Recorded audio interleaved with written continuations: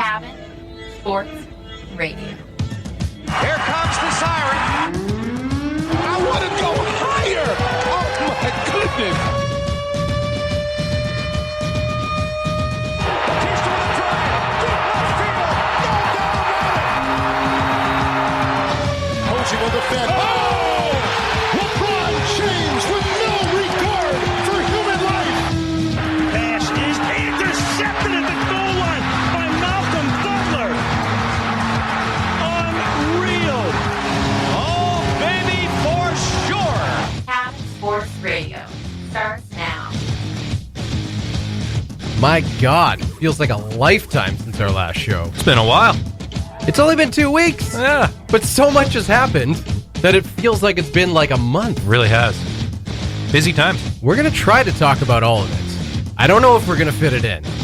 Oh, Leaf drama, Raptor drama, MLB All-Star Game, all that and more coming up on Cabin Sports Radio, which starts now. The CSR Podcast. Cabin Sports Radio brought to you by Sport North. Moving sport forward. Check out sportnorth.com.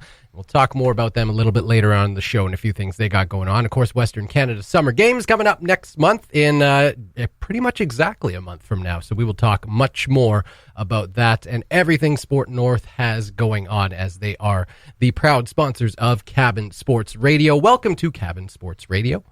Myself and Unbreakable Mike Gibbons with you. How you doing, Mike? I'm good, man. How you doing? I'm doing just fine. Like Excellent. I said off the intro, it honestly does feel like it's been like a month since our last show. It's been 2 weeks. We obviously took last Monday off. Last Monday was Canada Day, so we took full advantage of that.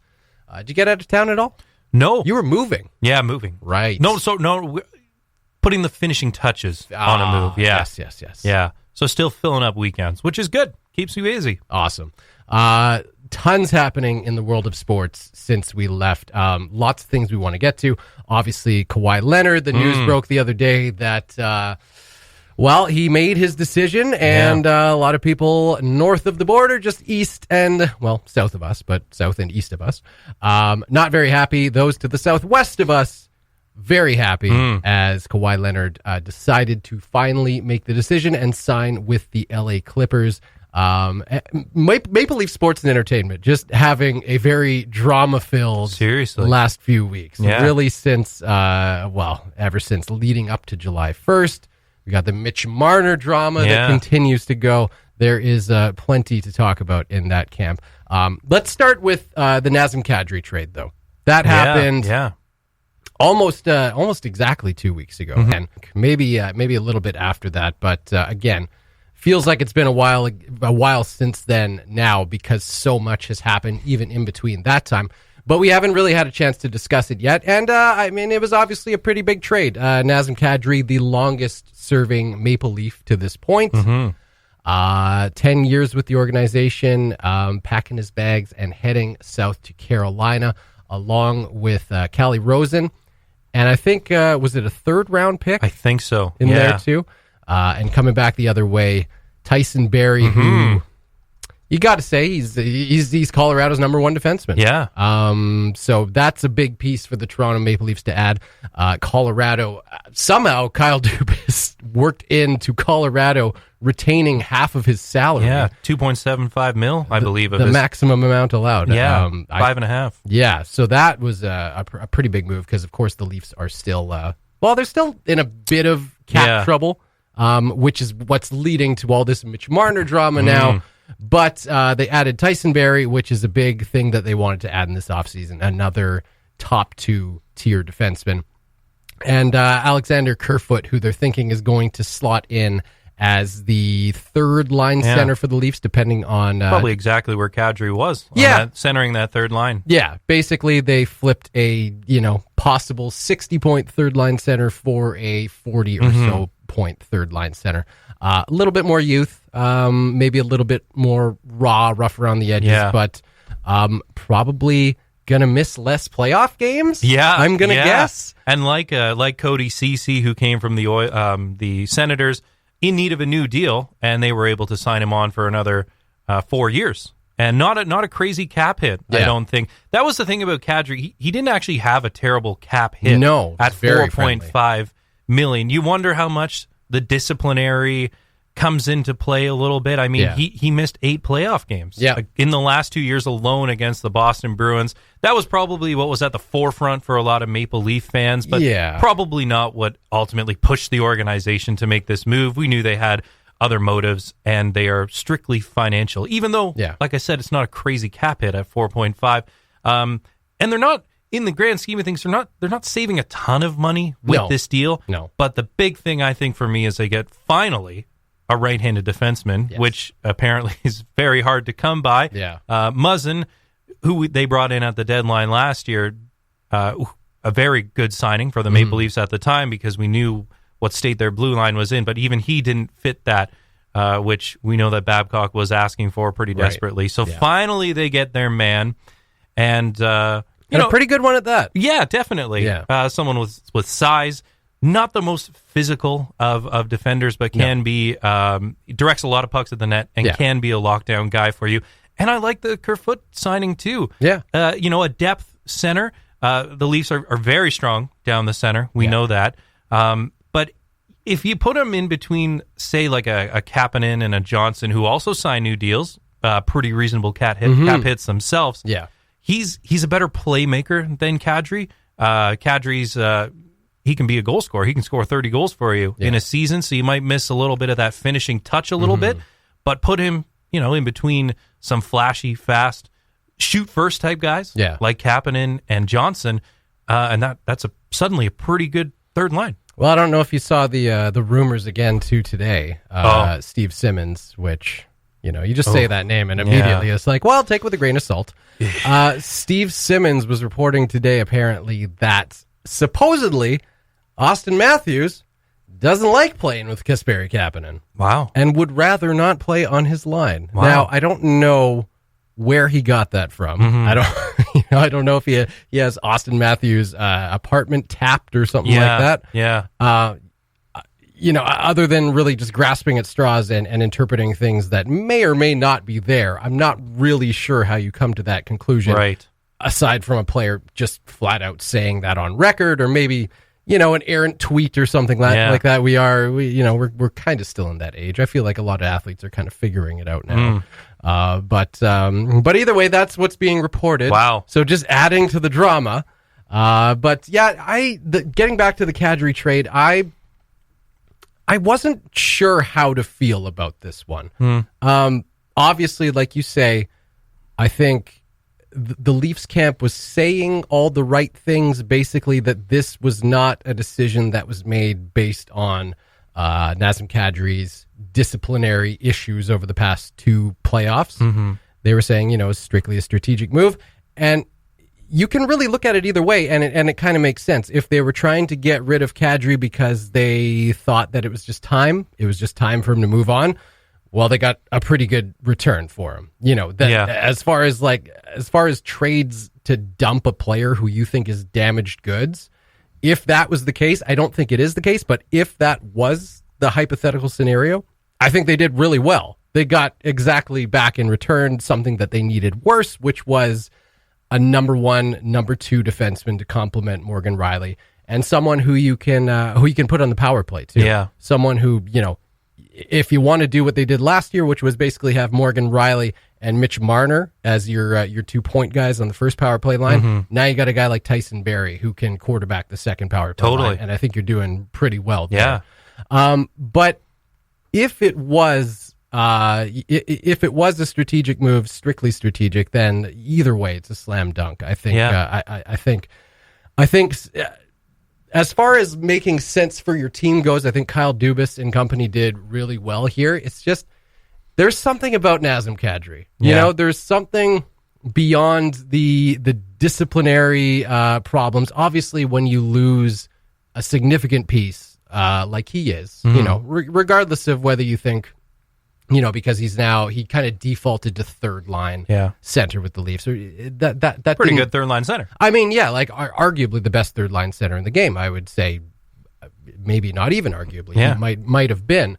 And maybe you think that he didn't fit that role, but I just, there's something about him and like the scrappiness that the Leafs lose. Yeah, the sandpaper element. Yeah. Which they're not getting back in this trade. And they don't, exactly. They're not getting that back in this trade. And you kind of I started to think that maybe now, obviously fool me once, shame on you, fool me twice, shame on me. Right.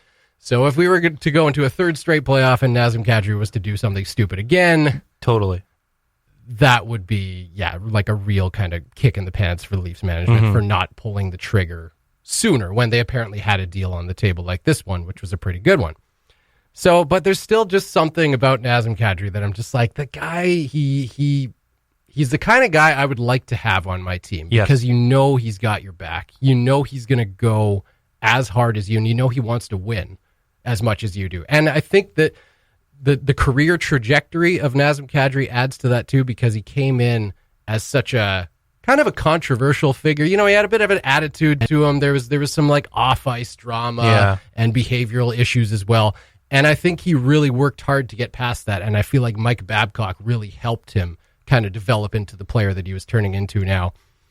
The two incidents in the past two playoffs notwithstanding, that's it was tough to see that happen because we thought he was at a place where he could be better than that and one of the leaders. But I mean, you can't have your leaders doing that, missing that kind of significant time. And he's been in the league now for 10 years. Yeah. So he'll slot onto an Avalanche roster with a lot of youth. Yes. A team that needs secondary scoring. They've obviously got the fantastic top line of McKinnon, Landeskog, and Rantanen. So they desperately needed secondary scoring depth down the middle, especially, and he'll give that to them. Yeah, but he also slots into that sort of veteran leadership type role. Yeah, now, 10 years of service in the NHL now, and hopping onto a young roster, a team that really is in contention right now. So we've seen his last two postseason runs. He'll have one, and potentially a very deep one next year on a very good Colorado team. Yeah. So that is certainly one element to sort of hone in on. Is he able to get that other facet of his game in check? That disciplinary side, hone that in a little bit, and then provide more of a leadership type veteran presence in a pretty young locker room. And I think all things considered that this might be a better situation for Nazem Kadri anyway, because like we said, he's not a third line center. Yeah. If you have him as your third line center, you're doing really well. Yeah. You were looking definitely super strong down the middle as the Leafs were the last year anyway. Mm-hmm. You could even argue the last two seasons with Tyler Bozak the year before that. But obviously that's not the makeup of this team now. But yeah, could be a better situation for Nazem Kadri. I predict we'll probably see him put up maybe even career numbers. Yeah. He's pretty much as polished a player, I think, as he's going to be now. Yeah. 28 years old. Just one season removed from a 30-goal year. Totally. And you put him in a role where he's expected to score, like you said, help support the McKinnon, that line, and add a little bit of secondary scoring there. And I think he could have a very good year, and it's obviously a big piece for the Toronto Maple Leafs getting Tyson Barrie, so it could be a very good fit both ways.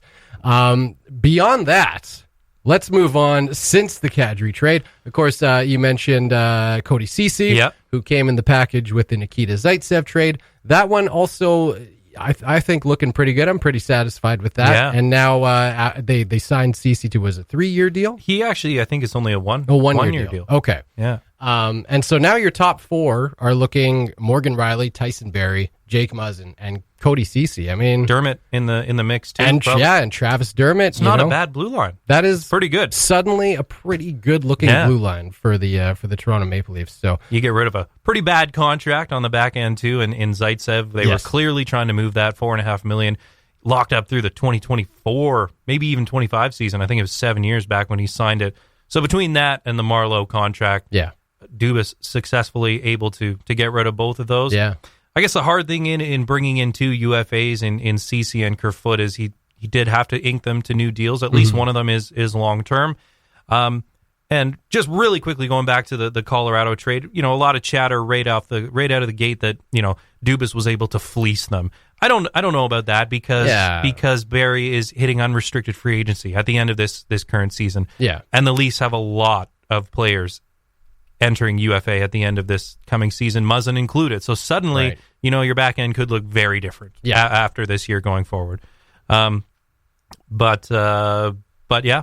So all in all, I think after all these moves, though, they were able to save a little bit of money, but not quite as much as people expected, I don't think, when they were able to get rid of that contract to Ottawa and get CC back. But they were able to save some, and then they've got the long-term LTIR money from Nathan Horton's injury. Right. And then there was some other way they were able to shave off a million or two. So they're sitting, I think, right now around 9.5. So some saying, is that enough to ink the big one, Mitch Marner, who still remains unsigned. And that's where we currently sit in Maple Leaf sports entertainment. Off-season drama, yes, they're kind of at a standstill, it seems. And I mean, the argument basically is Mitch Marner worth the kind of money that you signed Austin Matthews to? Yeah. And it's hard to say no. You can't expect the guy to take a hometown discount. I don't believe in that. If a player decides that that's what they want to do, then that's completely up to them. But I don't think, and I mean, maybe Kyle Dubas has a few more things up his sleeve. Yeah. Who knows? He's made some pretty positive looking moves to this point, and potentially got himself got the Leafs out of a pretty good cap crunch jam.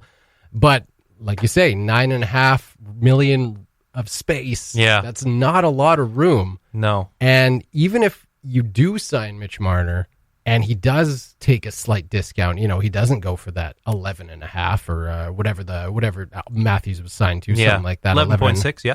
Yeah, even if he does sign for a little bit less, you're still right up against it. Yeah. And that's not, you want to have at least some money to play with. Yeah. I mean, obviously this is still very much a window situation for the Leafs. They're trying to load up as much as they can while they can, and trying to fit everyone into what was a pretty tight crunch.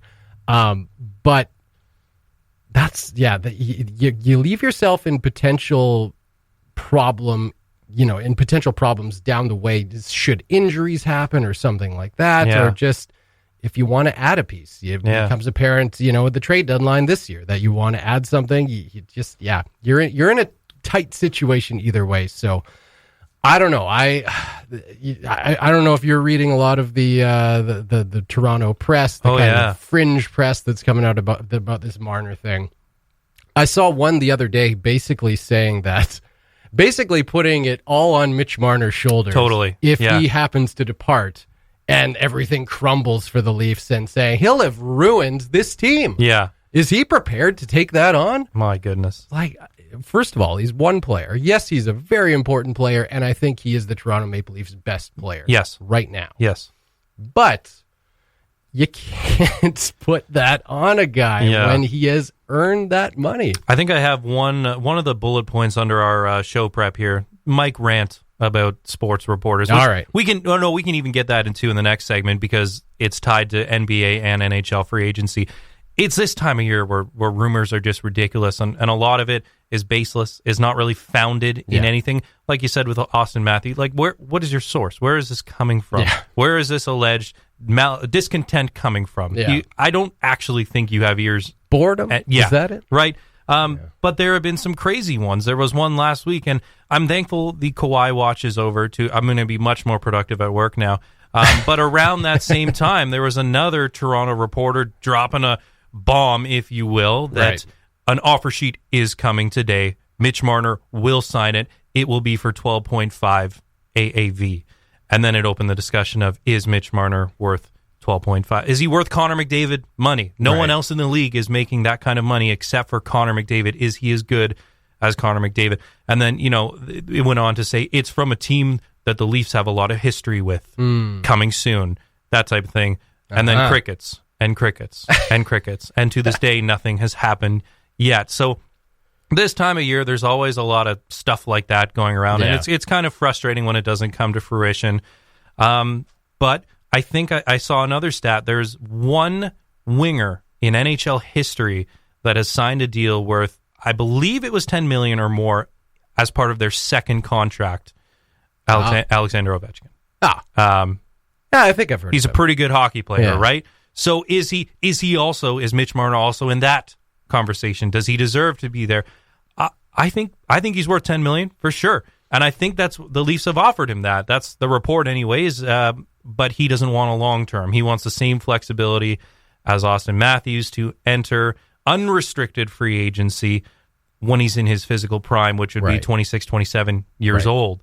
That's why Matthews inked a 5-year deal with a cap hit of around 11.6. I think the offer was there, $10 million over 8 seasons, which his camp reportedly refused. Right. So he's clearly looking for something higher. Yeah. It's probably around the 11, maybe even north of that figure, which currently the Leafs don't have. They would have to get some wiggle room by pulling off some other moves. But like you said, he has been, I think, over the past 2 seasons, their best player, certainly their best playmaker. Yeah. How much better does he make John Tavares? He just had a career year, and he was the biggest fish on the free agent market last year. So he's worth, certainly, I think, 8 figures. How much more and how much the Leafs are willing to go beyond that remains to be seen. Yeah. Will we see an offer sheet? I know it's great we finally got one. We should mention with the Aho one. Thank you, because it was. You were happy with that? I was because that's all I heard for an entire NHL season. I'm so happy we got one. It was a really bad one. It was quickly matched. There were people saying that that Sebastian Aho's camp and agent basically played Marc Bergevin and the Montreal Canadiens and kind of played both of them because he ended up getting more as a result of the Canadians trying to offer sheet him and the Carolina Hurricanes having to match that. Didn't even really think of that as like a strategy to get your client more money, but this it could very well be the case. That could be exactly how it happened. I mean, obviously, Carolina was not going to let a player like Sebastian Aho, who is going to be their number one center for the foreseeable future. You're not just going to let a guy like that walk for an amount that you can afford to match. So that was interesting to see. Yeah, we haven't seen an offer sheet in a few years now. So that and who knows? Maybe we'll see this with Mitch Marner yet too. But it is interesting just how the narrative tends to shift in that when the season ended, all the talk from Maple Leafs fans was how Mitch Marner had made John Tavares a better player. Yeah. And he contributed to the kind of numbers that the career numbers that John Tavares put up. Mm-hmm. You see articles now where people are a bit mad at Mitch Marner and not exactly on his side regarding this negotiation because we just want him back desperately. So you start to see the narrative saying, well, he had a career, he put up 96 or whatever it was points, but he was on the wing of one of the elite centers in the league. And John Tavares like, oh, okay. Yeah. So now it's Tavares who made Marner. Right. It's This time of year we'll do that. The narratives change. Yeah. And the desperation gets larger and larger in Toronto. The Cabin Sports Radio Podcast, brought to you by Sport North, moving sport forward. Cabin Sports Radio brought to you by Sport North, moving sport forward. All right, we're going to continue talking about the drama in Toronto because I feel like we're a bit on a roll there. We don't want to lose the momentum. So we're going to leave the Toronto Maple Leafs until next week. We'll see what happens. Yeah. And move Offer over. sheet. It's coming. Don't even start. Yeah. And move over to the Toronto Raptors, who, of course, received a bit of a heavy blow this past weekend. Kawhi Leonard making it official that he was headed back home to L.A., signing with the Clippers. Of course, to escape the Toronto gun violence, which, as we know, is rampant. Too many bad guys with guns north of the border. He was quoted as saying, and wanted to be back home in peaceful Los Angeles, where there's no crime. That's an actual quote? No. No, I'm kidding. Quote, no. Yeah, no, there's stuff goes on in LA. No, that's good. My immediate reaction, I really wasn't that upset. No. He did exactly. He was a hired gun. Yeah.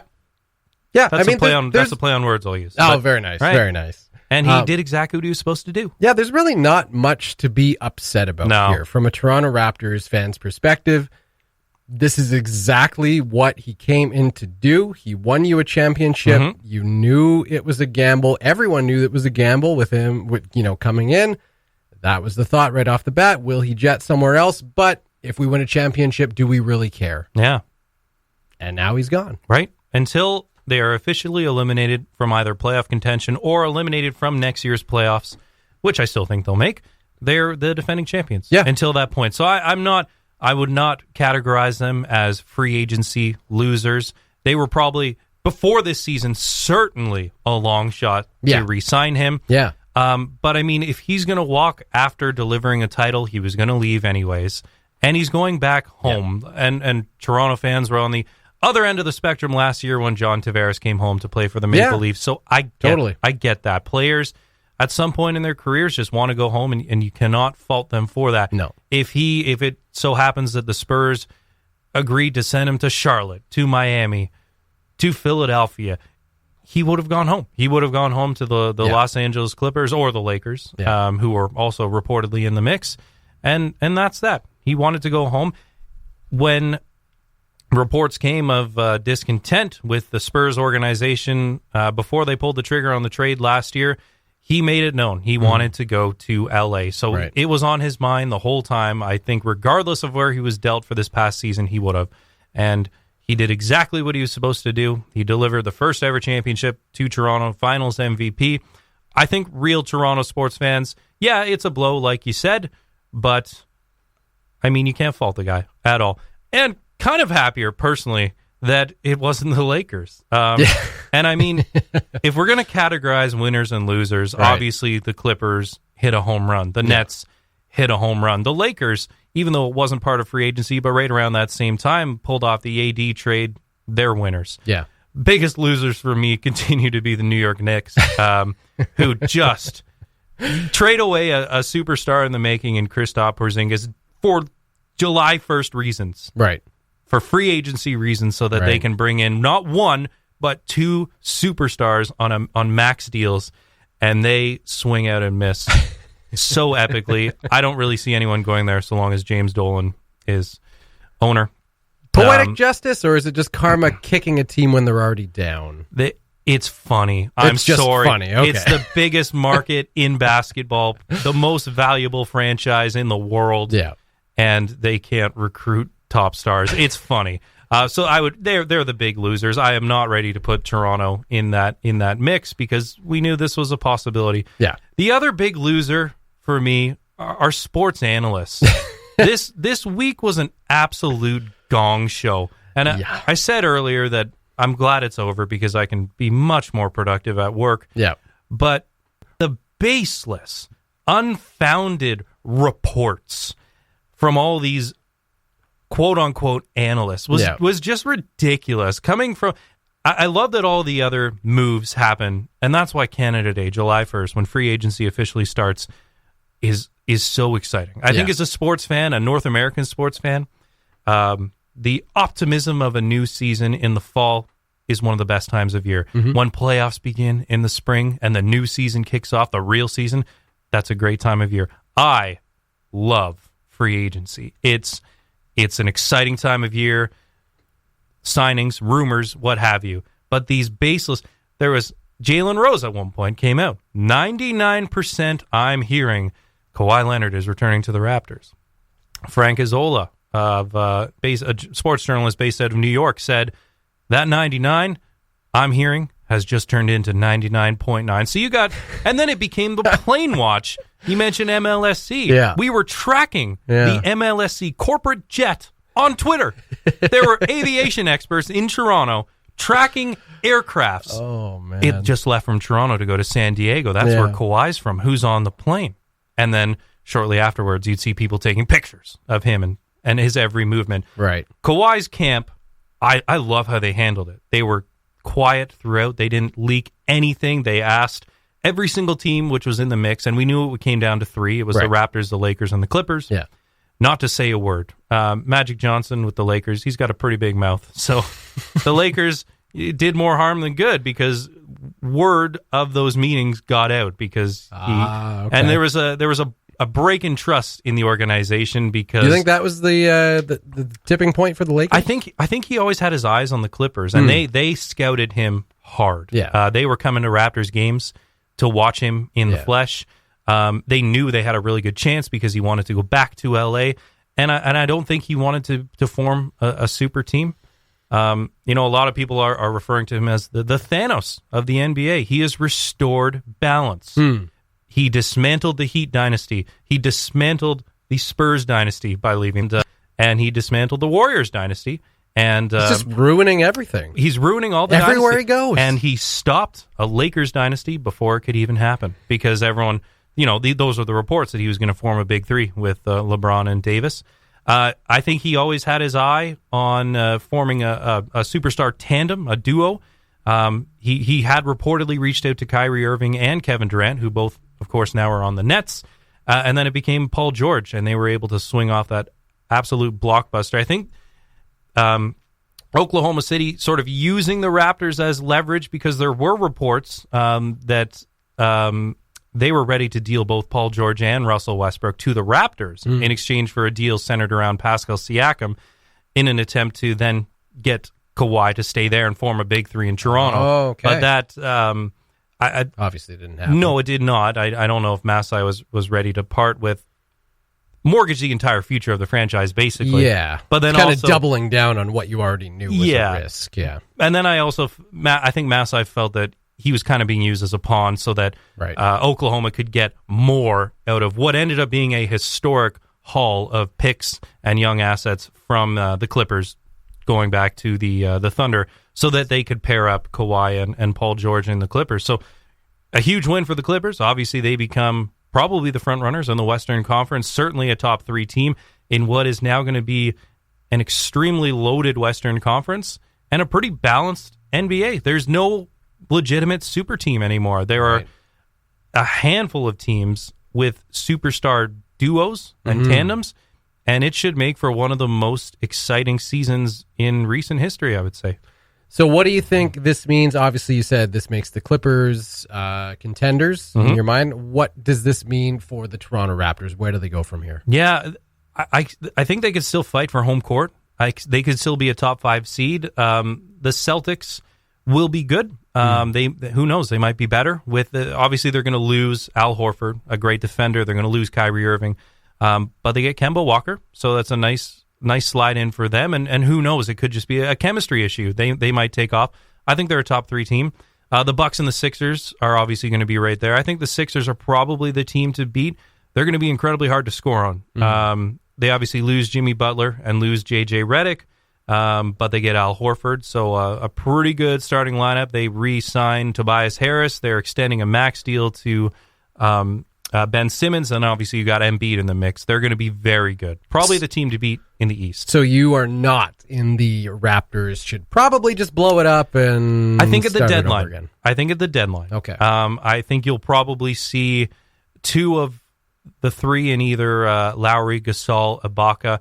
All of their contracts up at the end of next season. Okay. I believe the Toronto Raptors could have $100 million in cap space at the end of next season. You're obviously going to build around Pascal Siakam, most improved player, Fred VanVleet, who had an excellent playoff run, especially towards the latter stages of the finals and then even in the Milwaukee series. And then Norm Powell's in the mix. OG Anunoby is going to get healthy after a troubled season. So you build around them. You got tons of money. You've got great leadership in Masai Ujiri, who you hope sticks around, and he's got the trust of everyone in the organization. And then you swing for the fences, maybe not next year, not a great free agent class, but 2021, Giannis Antetokounmpo, the Greek freak who has ties to Masai Ujiri, who helped get his family overseas, and who he speaks very highly of. He's Greek, right? Toronto is a very diverse city with a huge Greek population. Right. They know they're a basketball town now, and they've got great ownership. So, the reports are already out there that 2021 could be an active summer for the Toronto Raptors. But I think right now you've got a great nucleus. You're going to have money soon, and then you'll probably end up seeing some of those expiring deals or veteran guys maybe look to move them to contenders in February.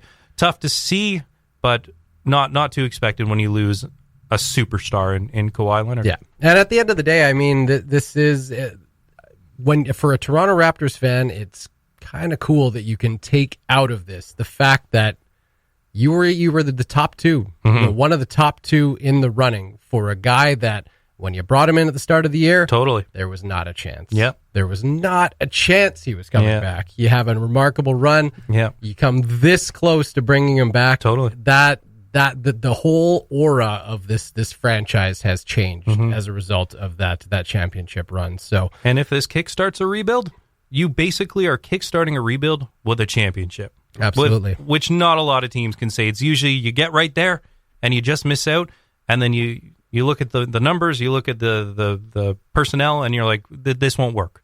And then that will kickstart something. Your rebuild, after getting rid of DeMar DeRozan's long-term contract, shedding that salary, and it's tough to see Kawhi go, you are basically kickstarting a franchise rebuild with a championship, which is pretty cool. Not a bad place to be. Right. You get a long grace period after you win a championship. So that's it's a pretty good time to start a rebuild, like you say. Cabin Sports Radio. Download the CSR podcast at cabinradio.ca. Cabin Sports Radio brought to you by Sport North, moving sport forward. We here at Cabin Sports Radio said goodbye to an intern who was with us for about 8 weeks. Sarah Wicks came to us in May and did some fantastic work for us in the news department. One of the projects that I put her on was to do a little radio special on my rec hockey team, the Weaver and Devore Marauders, who are going into their 42nd season in the Yellowknife Rec League this upcoming season. She spoke to some of the current players and some of the former players about what it means to be a part of that team. And seeing as how it feels like fall weather and like the hockey season is about to start, we figured what better time than to play this. So here you go, Sarah Wicks with the Weaver and Devore special on Cabin Sports Radio.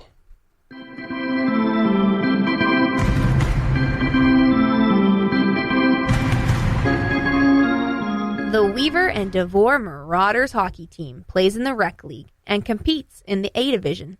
The team was established in 1977.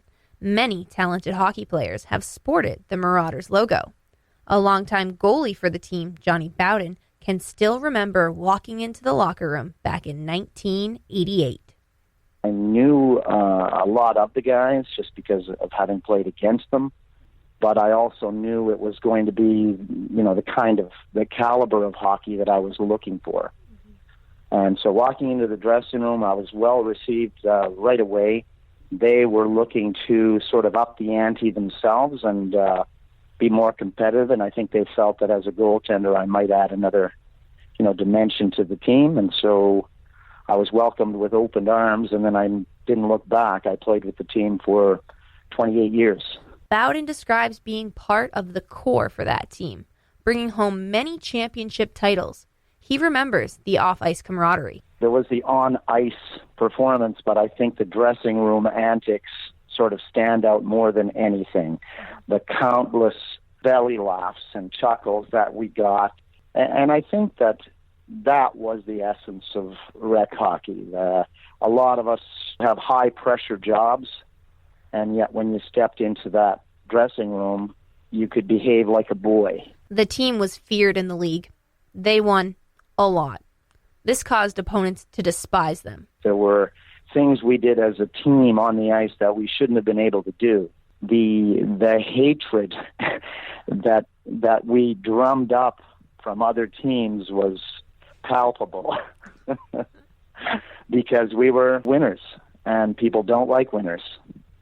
If you're always winning, people, they try to find new ways to beat you, and when they can't, it breeds resentment. But we were fine with that. I think we were always a classy team. We always let our play do the talking. No matter the score or situation, the team had each other's back. Bowden remembers a particular time he needed his teammates the most. I know in my own personal life, our family had a bad accident, car accident. We were hit by a drunk driver back in 1991. And my 5-year-old boy at that time, Michael, he suffered a permanent brain injury. And we spent the better part of the next year at the U of A hospital. He was never supposed to walk or talk again. And it was, obviously it was one of the more difficult times of our lives. And yet I remember when I walked into the dressing room for the first time after that experience, and I was so overwhelmed by what happened, like by how I was feeling. Like I never thought I'd get to enjoy the game again, and your life is turned upside down. Mm-hmm. And when everybody welcomed me in and tried to be as lighthearted as they could, because they had already given me their full support during the ordeal. Mm-hmm. This was just welcome back to the dressing room kind of thing. So guys were, poking shots at me, those fun things, just to make sure I felt relaxed. Mm-hmm. And then when they went out on the ice, I couldn't even. I remember, and this is the first time I've ever shared the story. It was so funny. When they went out on the ice, I couldn't get up. I was kind of frozen, and I was so emotionally taxed that I just sat there. And they were all out on the ice, and I broke down. I couldn't. I think part of it was just accepting that, hey, yes, you can enjoy this again. It's okay. Let it go. You have to start enjoying life again. And I remember I sat there for a while, and then one of my best friends, the captain of the team at the time, Scott Daniels, he came back in, are you coming out to play or what? Quit crying, come on, let's go. And, probably gave me a hug. And but it was the dressing room. It was hockey that sort of reminded me that, hey, come on, you can do this. That's life. You get knocked down, but you get back up again. And I was reminded that I had good friends along the way, So, there's a story I didn't think was going to come out of me today. Scott Daniels was a longtime captain of the team. He has played on the team for 30 years. One of his favorite memories happened this past April. I wasn't playing, but the Weaver Devore Marauders were in the Rec League A final. They were in the finals against Hay River. Hay River had brought in a bunch of guys from Alberta, from current junior, current university, current college players to tackle the tournament. And our Weaver guys took them. They were down 3-0 at one point, came back 3-3. Went to overtime, went to double overtime, at which point they were playing 3-on-3, and actually my 17-year-old son Austin was playing, and he scored the winner in double overtime. So to me, that was a big thrill as a father, watching the young guy play. Daniels believes that game was the best hockey Yellowknife has ever seen. Caliber was unbelievable, skill, speed, and it was just an exciting game that the fans got to watch, and I think that was the pinnacle game that I've seen from Weaver, and it was kind of a cherry on top that my son got to score, but it was just a very exciting time. Daniels is still debating if he should hang up his skates. I might speak out for a game here and there, but I'll definitely miss it. But we've got a good crew of young guys. Ryan Nichols has been the captain for a little bit now, and he's taken over and done a fantastic job and brought in some good young talent, and I know that he'll keep this team going for many, many years to come. Ryan Nichols is the current captain. He describes the team as more than just teammates. Weaver and Devore, it's a tight-knit group. We don't just hang out as hockey players at the rink. We're all pretty good buddies. And there's a range of ages on the team, but the personalities tend to mesh together well. We've added a few younger guys in the last couple of seasons that have been able to allow some of the older guys to play a couple more years and still keep competitive. One person Bowden dedicates the credit for starting the Weaver team is Dave Muirhead. Bowden says Muirhead is one of the founding fathers, and it was his idea to create the team. Bowden is retired now, but still knows his legacy, along with the others, still lingers. Weaver seems to find a way. The culture that we come to the rink to compete hard and to win. And that has produced some incredible results. If you can't tell, I'm just a little bit proud to have been a Weaver and Devore Marauder. I think I will be till the day I die. And just because I'm not on the ice doesn't mean that my spirit And part of what we achieved as a team doesn't move on.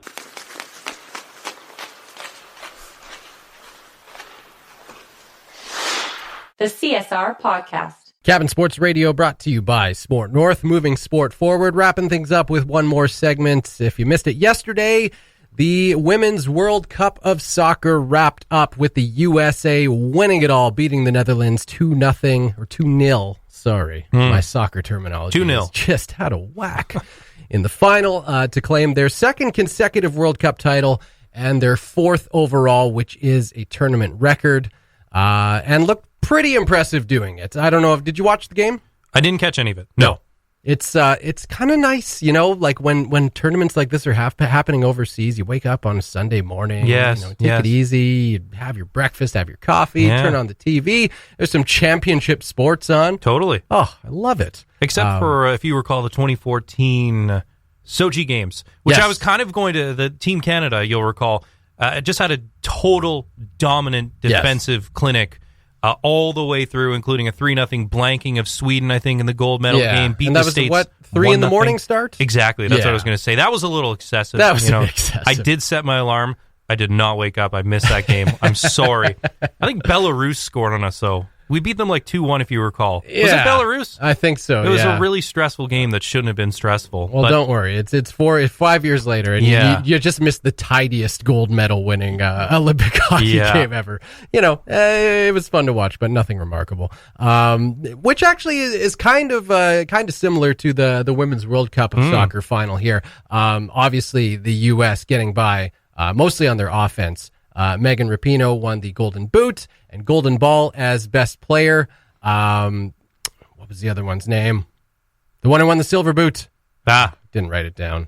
The one who did the tea drinking thing. Oh, okay, yeah. Yeah. They were accused of being a little arrogant at times, and that was one of the things that people took note of. And yes, it was sipping of the tea because they played England. They beat them 2-1 in the knockout stage, I believe. Yeah, and when she scored the second goal, I actually thought that was great. I thought the tournament opener being Thailand 13-0 and celebrating after the 11th, 12th, 13th goal. A little bit much. Bit much. But, scoring, winning a 2-1 game, celebrating with a spot of tea. There's nothing wrong with that. Have a sip. That's just fine. So, yes, the Women's World Cup, the U.S. proving once again that they are the best in the world, and that is pretty much not even up for debate. Elsewhere in the world of sports, again, there's so much to cover today that we couldn't get to all of it. The MLB All-Star Week, and this is how you know Major League Baseball has the best All-Star game in all of sports. They can have an All-Star Week. They don't have to do a weekend That's just right. to have people actually come out and watch it. They have a whole All-Star Week. They had the Futures game yesterday, which ended in a 2-2 tie. I don't know how riots didn't happen in the streets there. Because, of course, 2002, the All-Star game ended in a tie, and that was when they started doing the National League and the American League. Whoever wins the World Series gets, or rather, whoever wins the All-Star game gets home field advantage at the World Series. Probably one of the smartest things they ever did, and one of the things that makes the MLB All-Star game the coolest All-Star game out there. Because there's something riding on it. Yeah. It's not just bringing all the stars together and sort of play a, less than average competitive game against one another, against the other stars, which people want to see. Yeah. But they also want to see them play for a little something. Yeah. So that's what I've always thought that too. It puts a little extra, on the game, and then it means quite a bit more. The home run derby going on right now. Yeah. Vladdy Guerrero Jr. Has made a record for the most home runs in the first round. He Really? has 29 home runs. Oh, his swing is just going to be right messed up. That's right. I didn't even know that was the thing. That was the headline I was seeing today, that apparently the home run derby negatively affects players' swings. And they were thinking Vlad Guerrero being such a young player, like, should they let him go in the home run derby? Is this going to negatively affect the rest of his season? The kind of thing you don't even think of. Well, it throws off his timing, I guess. That's right. But yeah, so that's going on right now if you want to catch the home derby. Of course, if you're listening to the podcast, this was yesterday. And Guerrero already won. And you are getting prepared for the MLB All-Star Game. So enjoy that, and we will say goodbye for another episode of Cabin Sports Radio and another week. Oh, I can only imagine what's going to happen between now and next week. Right? My God, Mike. How will we keep up? I hope Guerrero does end up winning. That'd be cool. Yeah. That'd be really cool. Hopefully that swing is okay. Yeah. Talk to you next week on Cabin Sports Radio.